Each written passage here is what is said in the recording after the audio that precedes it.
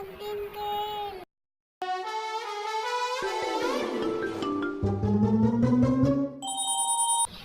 Hi, aling ko. Welcome to my channel.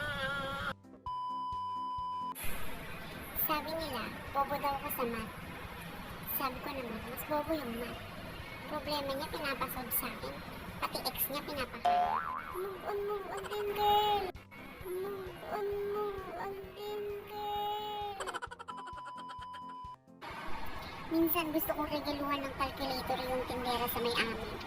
Bumili ako ng piatos, 8 pesos. 10 binayad ko. Ano nga ang sukli eh? Candy!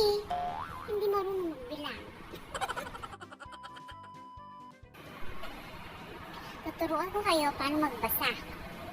M A T H. Kopya. Ang math, parang si Crush. Pag di mo makuha, titigan mo na lang. Ay! Tanong ko dati sa teacher ko, nagagamit ba yung math sa araw-araw? Tapos, na-realize ko. Pwede, kasi pagpasok mo ng banyo, pagkatapos mo magbawas, magpa-plus ka na. Pero minsan naisip ko, masarap din ang math. Merienda, almusal, tanghalian, at hapunan. Ito, testingin natin kung magaling ka sa math. Si Robert, meron siyang 10 apples. Tapos, binigyan ka ng isa. Anong meron si Robert? Sirit?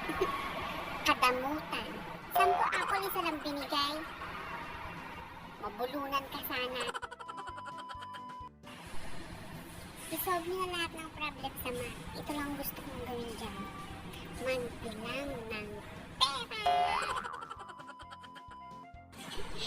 And there you go, yun na naman ang pinagkalokohan ni Mima ng biday nyo. Sana huwag niyong kalimutan mag-like, mag-subscribe at mag-hit ang notification para updated ka na. Thank you! Bye!